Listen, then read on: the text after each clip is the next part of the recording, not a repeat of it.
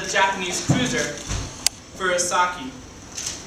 Duncan launched her torpedoes and fired a volley of 5-inch shells.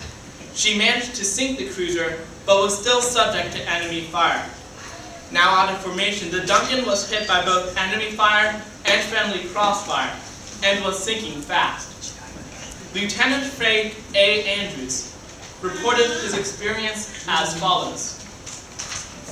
Duncan was steaming in company with force when order came through and was passed over an entire battle circuit for information. We were turning 180. After the turn, control reported radar contact bearing 025. I noticed gun number 3 and number 4 trained on that bearing. What's that? Pipe down there. Order coming through. Turning 180. The whole fleet's coming about. The old man must have found something big. There, radar contact. What did I tell you? This is what we've been waiting for. Clear the decks, prepare for actions. Battle stations, men. Those Japs won't get away tonight. At approximately 1 minute later, a Jap destroyer passed a beam parallel to our course at what seemed about 1,000 yards. Not more than 15 seconds, a Jap cruiser, relative bearing 025, distance about 2,500 yards, was suddenly illuminated by our force, and about 10 salvos from other ships seemed to hit the target. Control instantly gave commence firing, and our guns opened fire. We fired approximately 4 salvos from number 3 and number 4, of which most seemed to hit. The Jap cruiser looked all red, and almost instantly broke at the foremast, and started down. Did you see that? Did you see that? That's what I call payback. Take that, Hirohito. Look at her burn. Now, where's the rest of them? Where did those destroyers go? Where did they go?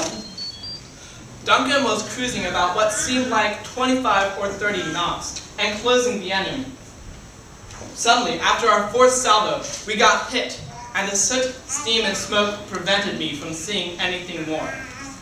I went aft, where a crowd had started to gather.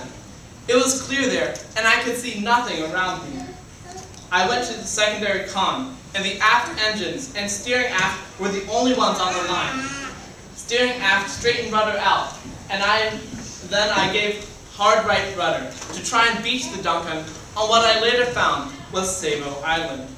But there was considerable firing in that direction, so I gave hard left rudder.